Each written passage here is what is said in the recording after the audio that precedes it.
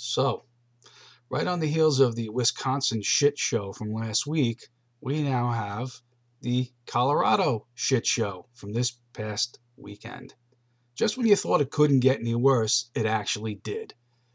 After all of the dishonesty that took place in Wisconsin, now we've got an outright thievery in Colorado.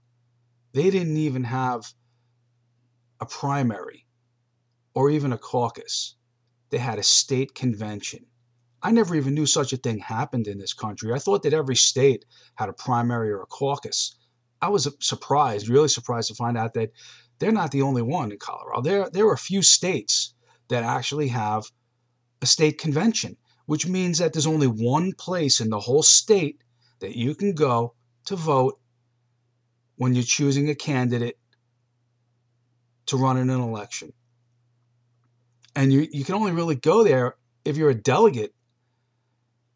I can't believe that actually transpired. And the whole thing was rigged in Colorado.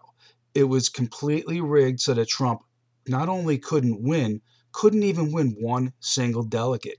They actually had banned Trump delegates. They listed Cruz delegates twice in places on the forms where Trump delegates would have been. They listed Cruz delegates twice. They circulated a letter. The Colorado GOP circulated a letter at the convention warning Colorado delegates not to vote for Trump. How can you do something like that in the middle of a process that's supposed to be democratic and fair? This reeks of communism. This is like the Politburo in the old Soviet Union having an election with one candidate and everybody just checks the checkbox for the one guy's name. I mean, there was nothing democratic in what happened in Colorado. The people of Colorado didn't even get a chance to vote.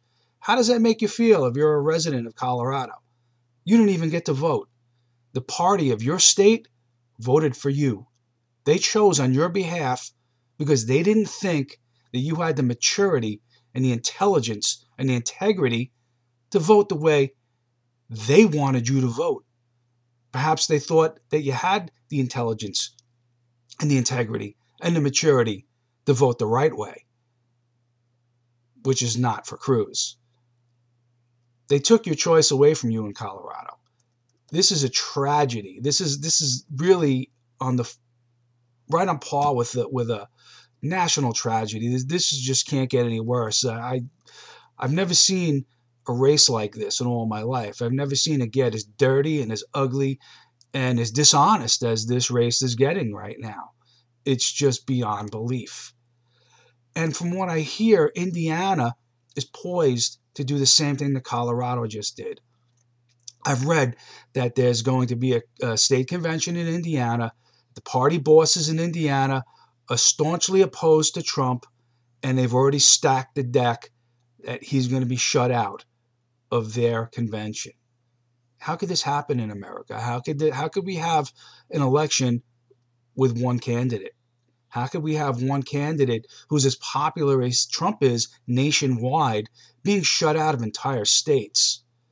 This is disgusting, and this has to be investigated at a much higher level. This has to be investigated. It can't be allowed to stand the way that it is right now. It just can't be. Ted Cruz got to be one of the most dishonest people I've ever seen run for president. It scares me that he's in position to possibly win. I don't think that he will, but the fact that he's positioned to either win or to tie up the national convention is scary. It's really, really scary. This is a guy who's cheated throughout this entire contest.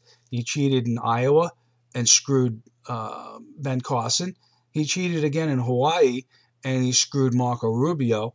He has been cheating Donald Trump for the past 2 weeks, and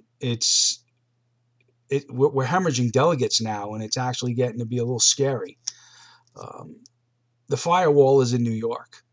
Trump is going to hold the firewall. But what scares me about New York is that New York is still a Democrat state. It's run by Democrats. And if you think they don't control the electoral process here, you better think twice. They know that Trump has to win New York. It would just reek of election rigging if he didn't win New York, but they're going to do whatever they can to keep him below 50% so that he's forced to share those 95 delegates with Cruz and Kasich. If you're a New Yorker, you got to vote on primary day on the 19th. There's no excuse. If you're a Republican, registered Republican, you must vote. And don't vote for Cruz. Don't vote for Kasich. A vote for Cruz is asinine. This is a man who insulted the entire state. And don't tell me that, no, he really meant to insult, the liberal ideology of New York. He insulted New York as a whole. He insulted New Yorkers as a whole. If you vote for him, you're really a fucking asshole. Don't vote for Ted Cruz, okay? And Kasich, why would you waste your vote on him? He's not going to win. Don't give him any delegates, not even one. The message that we have to send to Kasich from this point forward is that you're not going to get any more delegates. You're foolish. You're looking like an idiot. Go home already. All right, New York, the firewall on the 19th. And then on the 26th, there's another block of states voting. Most of them look like they're pretty firm on Trump's side.